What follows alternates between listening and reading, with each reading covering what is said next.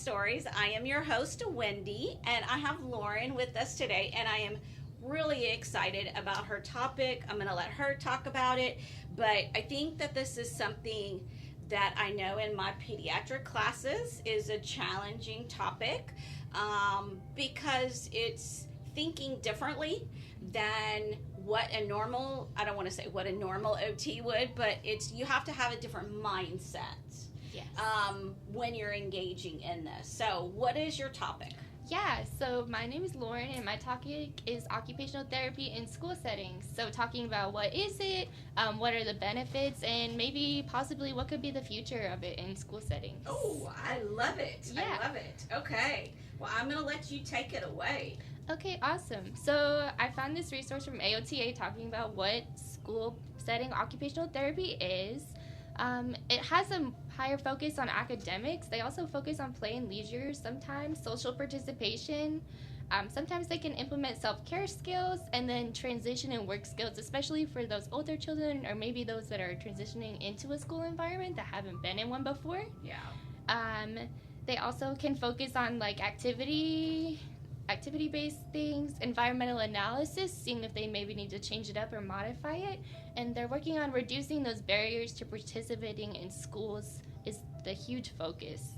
A lot of services are provided to them. So like for struggling learnings, they're giving screenings to see like how they are cognitively or if they need like different modifications or things like that.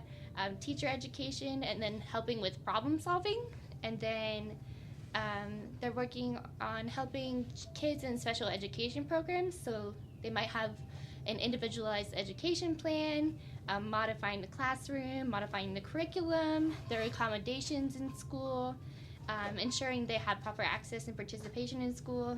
And then for the older kids, it's not as prevalent, but assisting in like preparation for post-graduation and what that's going to look like for them.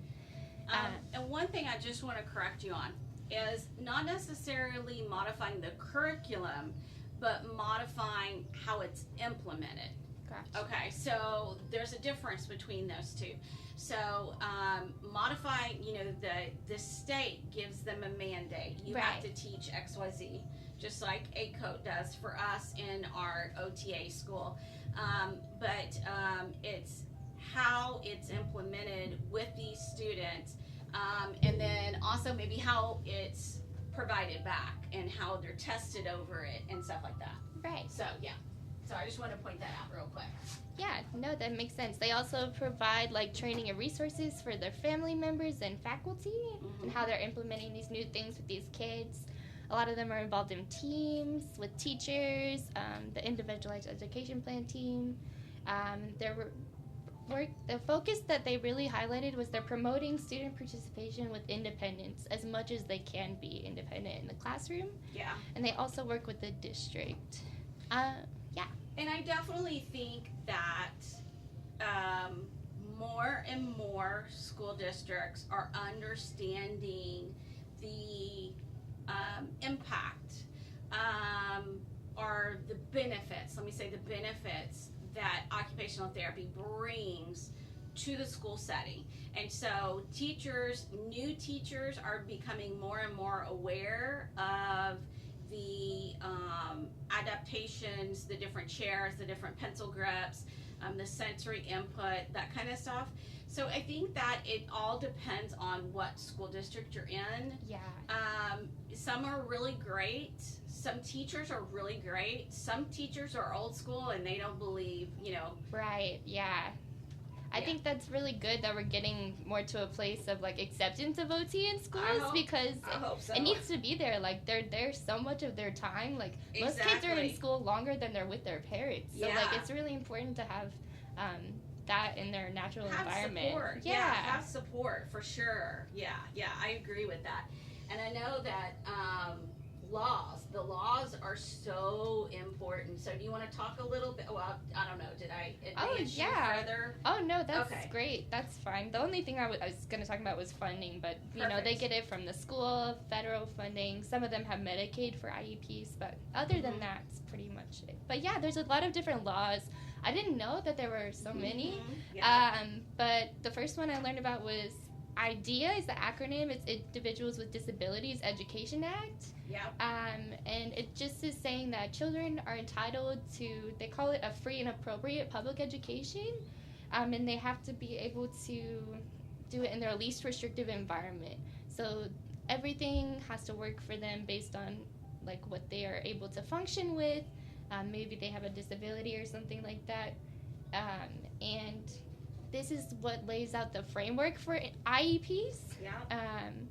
And those IEPs have like the statement of services that they're required, their goals and their progress, and then like their modifications and accommodations, and then they have to be able to be educated with children that may not have disabilities or have disabilities. Typical developing. Typical. Yeah.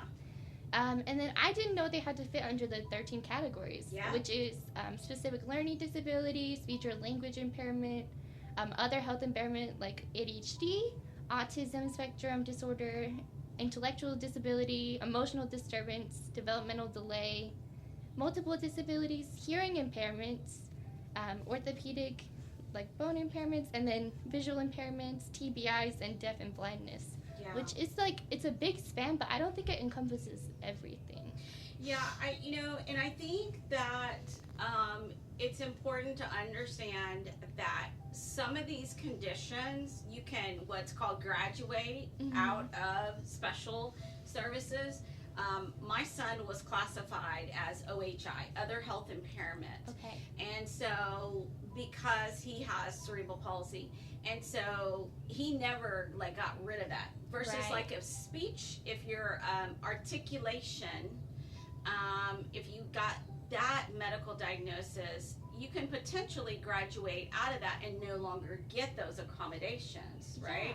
But like some of these other ones, ADHD, autism, that's not gonna go away. Right. Yeah. So yeah, and I think that this is so important, learning these laws, because this is what drives the therapy in the school systems, and it helps shape our children's future. And what does that look like? For sure. So. Yeah, my brother was in speech therapy actually for 3 years, and so Okay. to see like him like grow with that is really cool. So yeah, it's cool to see them graduate, and but it's also important for those kids who do have like CP or do have like a ID or a developmental disability that they need to have those OT services. I'm so glad that we do have those in the school systems. Absolutely. And it was funny because my son one day said, "Mom, I have a friend that he would go to speech with," and he said, "Hey, he graduated. Can I graduate, Mom?" And I said, "We'll see," and so I think it was like 10th grade. I finally let him say, "Okay, just keep the speech impairment on his medical diagnosis, but okay, no more speech therapy, and let's do the other services." Yeah, get to graduate. It's fun. It's Exactly. important for the kids. Exactly. Yeah, and then sorry. Go ahead. Go ahead. And I learned about Section 504. Mhm. It's of the Rehabilitation Act. It protects against discrimination, and then gives children accommodations that they need. And then they can qualify for 504 even if they don't qualify for IDEA. Yeah. So it's just any sort of disability or like learning impairment they have in the school system. Some of them, what they call like functioning normally or typically academically, but they might have other needs. And I read that it was rare for them to get OT services, but it's never not allowed. Like you can still receive OT even if you don't qualify under IDEA, but a lot of the times those kids don't need it. Yeah.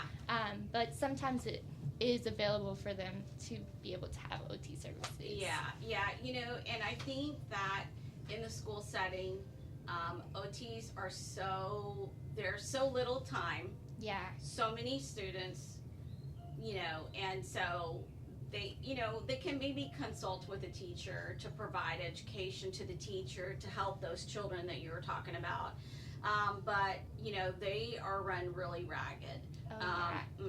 Because there's they may be at like 3 different schools, And so they may be a middle school, high school, they may be a conglomerate of a co-op to where they're seeing, you know, many different things.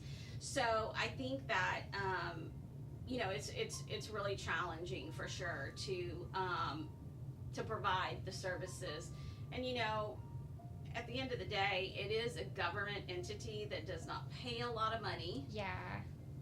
So, and you know, some school districts don't allow CODAs. Some do. Some, you know, have the OT do the evaluation, and then the CODAs do the treatments. Treating. Yeah. Mhm. Yeah, it's really interesting, and they do have to deal with a lot. So I think that teacher education is super important because they might learn something from an OT that they never knew, and then they implement it into their class, and it works for, you know, all their students. Yeah. And so it's really cool that we can help them learn that. Yeah. It definitely benefits everybody. Everybody wins. Yes. Right? Everybody could use a little bit of help. Yes. I think even us sometimes could use some help. So Right. yeah. Some sort of easier learning modification would be great. Exactly. Maybe a little cheat sheet on a note paper. Yeah. Yeah. Nicer colors. Exactly. Anything would be great. Yeah. Yeah. Exactly. And then another law is called ESSA, Every Student Succeeds Act of 2015. So it's fairly recent. And I was listening to a podcast by a pediatric OT that works in the school system. Oh, I love it. And she was talking about how she loves ESSA, like how it's really great because it gives them more like range and ability to work with kids. Mm-hmm. So like it gives the students 3 tiers. So like tier 1 is like the entire student body, the typical kids, and then tier 2 is the students that are like in a targeted manner, but they're not really brought into direct services, so they could be like at risk. Okay. It was talking more about those kids that are functional in this classroom with ADHD or functional, but they maybe are in poverty or they have trauma. Okay. And then tier 3 is those that have that significant learning disability. So those people that do receive OT services, which is about 5%, which I thought that was kind of a low number. Yeah, that is a very low number.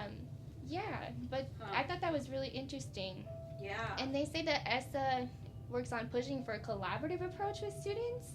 And so they talked about how they would have lunch buddy sessions with kids, that the ones that they were receiving OT services were with the tier 1 and 2 kids.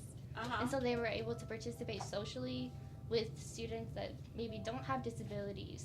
And it really helped benefit them, but also the other kids, because they were able to participate with that kid that they're hanging out with all the time. Yeah. And, you know, I was talking about group therapy is so important, especially to young minds, because they're in that setting all the time, and we learn best from each other. Absolutely. Yeah. And the mentoring, right? And the help, yeah, definitely, for sure.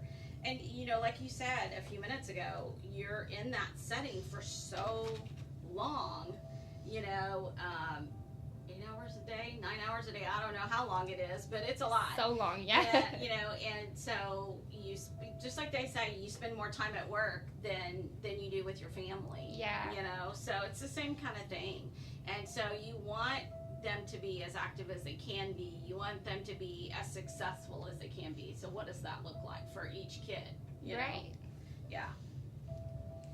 Yeah, and then they were talking about how sometimes they'll ask teachers if they can include anyone in a group who might be typical, but it might help them to get that modeling, that mentorship, like you talked about. Like maybe they're doing handwriting, but they can learn from this kid way better than they can from me saying, write an H. Like, oh, look at how this kid is holding their pencil. Let me do that. Like, it was so cool to hear them talk about that. Like, I really liked them talking about the natural settings and learning from other kids. Yeah, I agree. I think it's only going to help. So, oh, yeah. For sure. 100%. I found a lot of interventions for school setting.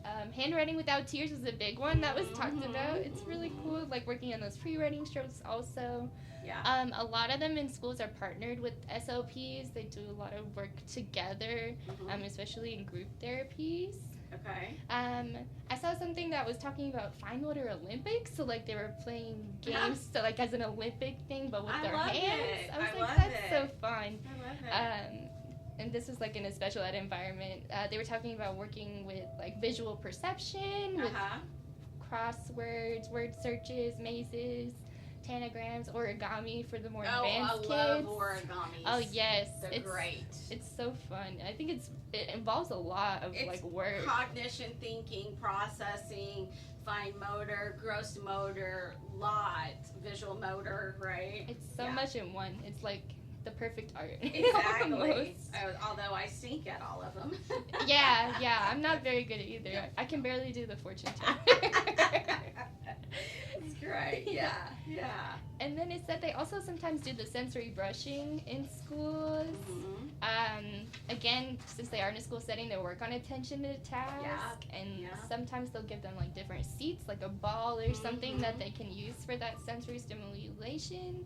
And then educating teachers, like, hey, maybe we should do like carpet time, or maybe we should move around so that these kids that have these sensory things can, be involved and not have to sit in a chair that's really uncomfortable the whole day. Yeah, and I have a teacher friend that it's a unfortunate situation that our class didn't get to go out to it, but she has these chairs that like they're it has like a bucket seat, and then they're like almost like a stool, but it allows these children to be able to rock.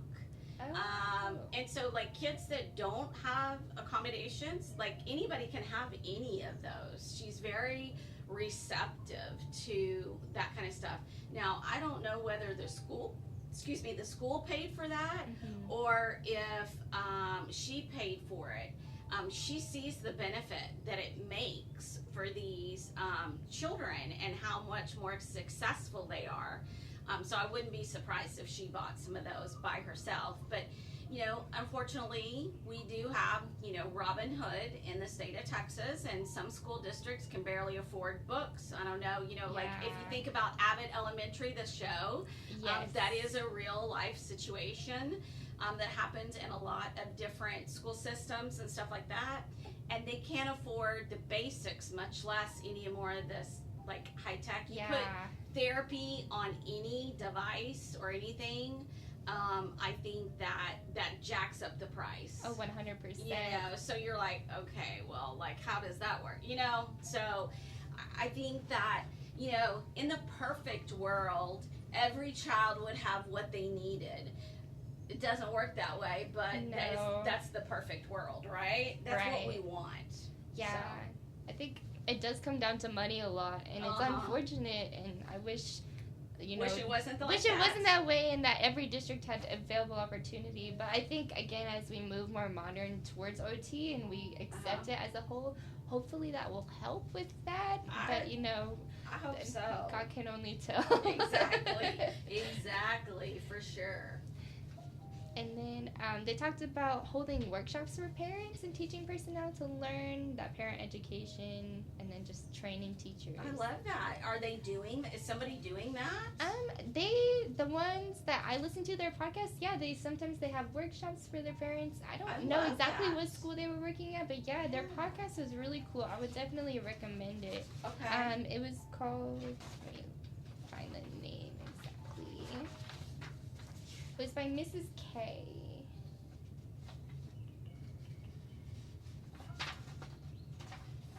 Oh, the OT Corner with Mrs. K. Okay. But Awesome. Okay. And, that's great. But that's kind of what's going on right now with schools. I wanted to talk about like current trends that are going on with kids and like the future of OT in schools, because I think that's important to think about in any part of our career, because we always want to grow and see what's going on, and we can't be stagnant. We have to be ever moving, ever present. Exactly, constantly reinventing ourselves. Yes, which I think is a good thing.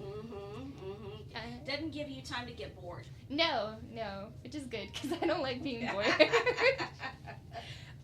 But I listened to this TED Talk by an OT. Her name is Angela Hanscom, and it was talking about the real reason children fidget and what we can do about it. Okay. And she had a lot of interesting information. There was a core strength and balance study that 1 out of 12 children today meet the average of kids from the 80s in core strength. So it's a Oh, wow. really low number. Yeah. So because, the kids, they're not getting as much exercise. There's so much technology. We're not throwing them outside anymore. They're playing games. So it is a really big issue. Yeah, and that whenever I go to a baby shower or anything like that, I never get technology.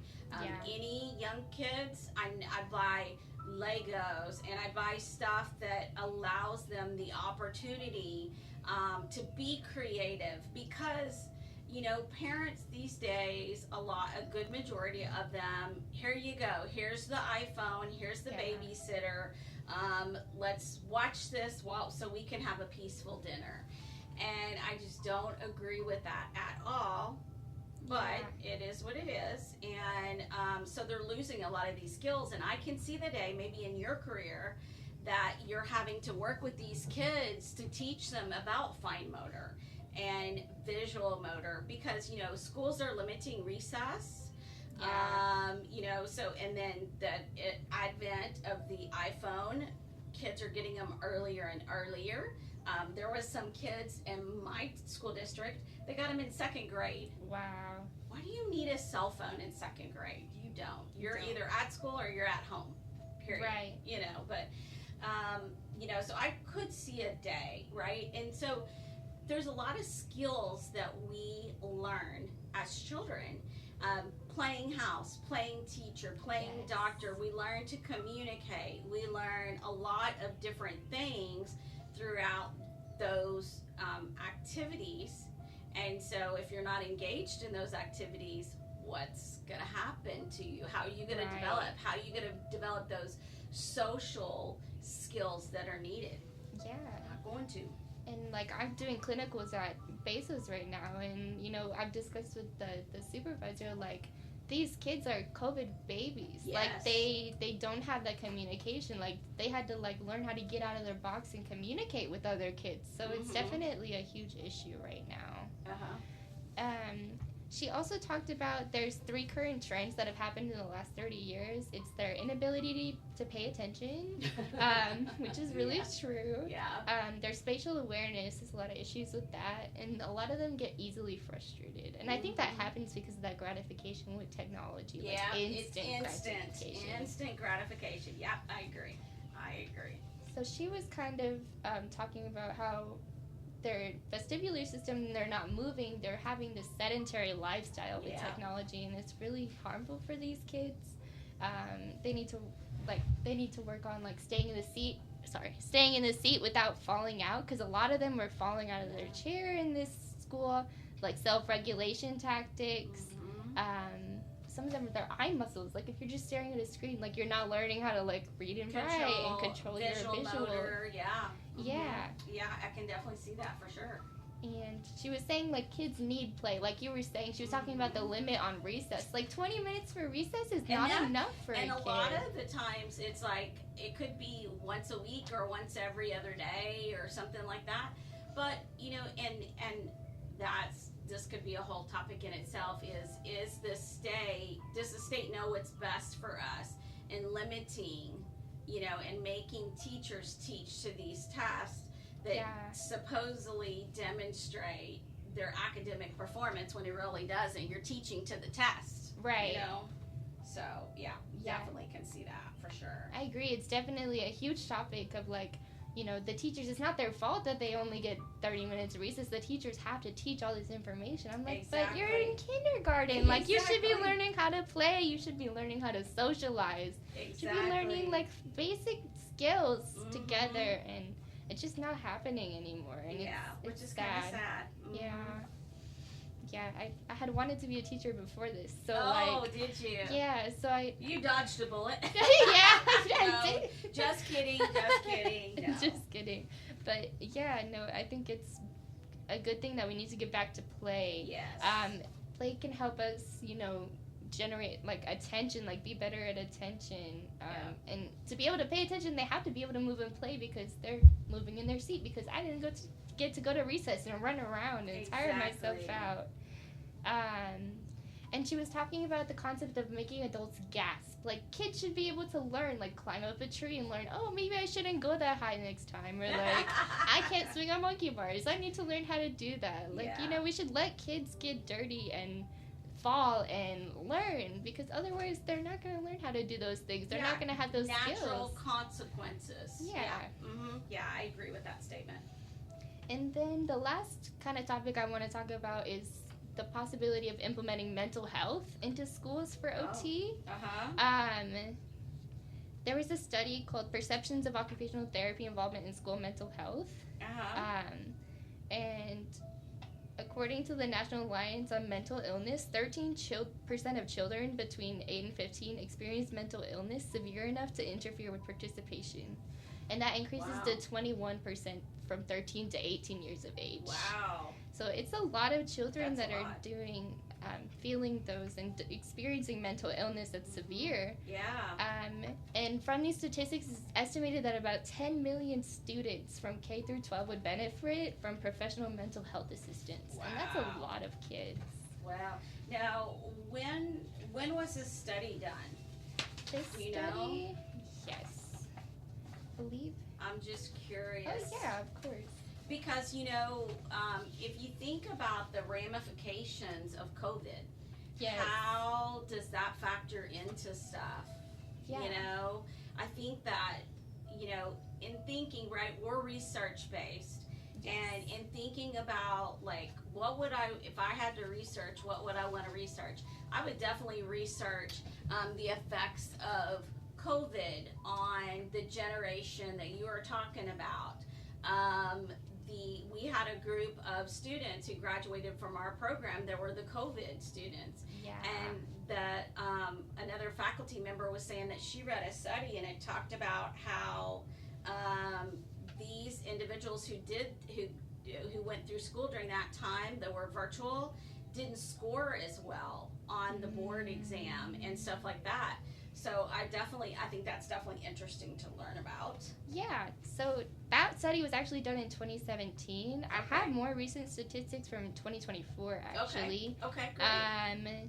And it's saying, like, 20% of children ages 12 to 17 suffer from at least one major depressive episode in the past year. Wow. Which is a lot of That's kids. a lot. And 15% of those, 15% of those major depressive episodes had severe impairment on their life, like through school, home, everything like that. About 13.16% of youth had serious thoughts of suicide, which is over 3 to 4 million kids. Wow. And 56% with major depression didn't receive any mental health treatment. Yeah. That's sad. And a lot of them, they suffered on their own, or they were worried about others' opinions if they went to get help, or even 55% didn't know where to get mental help from. So it's really sad that, they're not able to get the treatment they need just because maybe they're scared of others' opinions, or maybe they don't even know where to go. Yeah. So it's a huge issue. Well, and I think that social media has played such a huge role. The cohort above you, one of the projects that they had to educate high schoolers on was all about suicide. And one of the emphasis that she talked about was, you're not alone. Nobody puts out negative content. They don't say, my life stinks today. I had this happen. I had this happen. I had this happen. You only see the good part of people's lives, Yeah. And so it's like fake media, right? Instead of social media, it's all about how my life is so great, grand, and wonderful, when behind the scenes, just like we've seen that a lot with actors and famous people, Yes. they go out and they commit suicide. And the 988 number and how that came about, and that kind of stuff, and that percentage really makes me very sad. They don't know. 55, almost 56% don't know where to get help. But I think as a society, our insurance, right? Yes. All of that stuff, they don't pay for mental health services, or it's not as prominent as it used to be. And so I think it's definitely hard for that. Yes. For sure. It is. And it's really sad because it's something that affects our everyday. Absolutely. Mental health is a key vital thing. Yeah. So I read from this study that they said that occupational therapy interventions may be effective for reducing symptoms of depression and anxiety and improving function and participation with the interventions in adult patients diagnosed with depression and or anxiety. So it's basically saying that occupational therapy really helps people with mental health issues like depression, anxiety, schizophrenia, and it improves social functioning, cognitive performance, executive function, and motivation. And it may reduce the duration of those episodes that they're having. So I think, thinking about these things, like thinking about implementing mental health groups with kids in schools is definitely important. And I think it's something that we could lead to in the future with these kids because I think there's not enough out there. We do have mental health counseling and things like that, but I think OT could really make a difference in mental health in schools. And so, but the question is thinking about, go back to your laws. Yeah. Can we address that with these kids? Mental health is an area where they need a lot more help and assistance, but because the school system is functioning a specific way, we may not be able to address that in that setting. So, like, where does that lead us to? Yeah. You know what I mean? I think, like, it's important that we're getting more into legislation and things like that so we can talk about how mental health inhibits function in schools just as much as not being able to sit still or just as much as not being able to write. So I think, like, getting it out there about mental health in OT is really important, and hopefully within the next few years we can get into legislation in those regards and, talk about how mental health is important to be able to do ADLs and function in schools because maybe then it would get taken more seriously. Okay, so I see, the last two podcasts we've had missions, so this is maybe your mission is to get out there and get involved at the state level, get involved at the national level to help promote our discipline. And so this may be your calling is to help with reaching out. TOTA does have a Day at the Hill where they encourage all students and practitioners to come and talk with their Congress people about how beneficial OT is and to help sponsor bills and that kind of stuff. So maybe this is your calling. Maybe. That'd be really cool. I didn't know about the OT on the Hill thing. Yes. So I'll definitely have to look into going. If you look at, and it's usually in the spring, I'm going to say it's around March, April. Okay. So definitely look into that and see, and you can really make a difference at that level for sure. So maybe that's what your calling is. Maybe. That'd be really cool. I love it. I think it's great. I would love to do that. Yeah. And then the last thing I wanted to talk about is technology. I think we had talked about this earlier about how is handwriting going away? Where do we go if that does happen? Exactly. And I did find that handwriting without tears has typing without tears. Oh, no! Yeah. I know that's probably going to make you sad. That's hilarious. I was like, and I know I've done typing scenarios in school. Like, maybe we could do interventions with that. Or, like, how do we use computers? How do we organize things? Like, that's still something that could be hard for someone with ID or ADHD or ASD. Maybe in the future we would be looking at how to navigate that. As crazy as that sounds in a school setting, but it might be the future. And so I think technology-based OT might be becoming what we do in schools. I don't know. You may be right. I think that,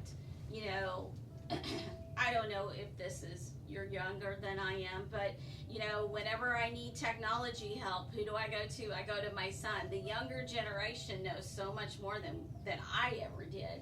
I grew up without a computer, but they know that from the time they're young, they have a cell phone in their hand, they have an iPad, they have a computer. Yes.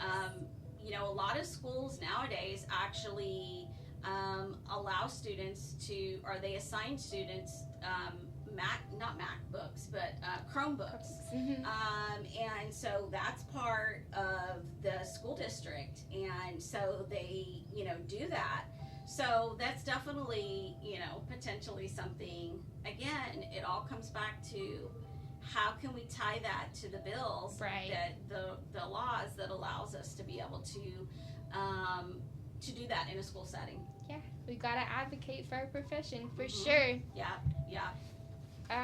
Okay, so I want to wrap up everything. I found this quote that I really liked. It said, "The first 5 years have so much to do with how the next 80 turn out." By Bill Gates I Sr. love I was like, that's so that. sweet because it's really important that a child learns a lot All in the those skills. time frames, and it's such a Yeah. small time frame. And so Exactly. for kids that need OT, it's really important that they do receive those services, and in a school setting is a great place because it's their natural environment. Yeah, I like that. The first 5 years have so much to do with the next 80, how the next 80 years turn out. Love it. Yeah, that's a great quote. Well, I think that a lot of what you brought up was really great and important. As a student, let me ask you, since you did the research, I know that a lot of students struggle with the different laws that are Yeah. in place. How would you recommend that students learn the different laws? I think honestly, I like to listen to podcasts. The one by Miss K was really good about breaking down ESSA. There's also good resources online. I would just look up when I learned about Section 504. I was like things that break down 504, and it would Okay. list the different parts of it. Okay. I think AI can be to our use sometimes. Yeah. Or there's sites like dumbitdown.com, which laws are written in such. Yeah. That's hilarious. It is hilarious, but laws are written so formally, and Yes. sometimes they're hard to understand. So putting it into those and be like, hey, can you explain this to me? Yeah. It will make a lot more sense. And so learning those and just finding good resources that I did find that made sense, and graphics. Like the one for IDEA that I found, it had a huge graph with the 13 ideologies or the 13 categories or qualifications. And so graphics helped me, Yeah. podcasts helped me, Yeah. and then using the Dumb It Down helped me also. Well, and I think that's why we're doing this podcast. I know that I've gotten a lot of positive feedback from my students, and I think that it's been very beneficial to everybody to be able to do this because it's allowed them the freedom to actively engage in whatever topic it is of their choice. And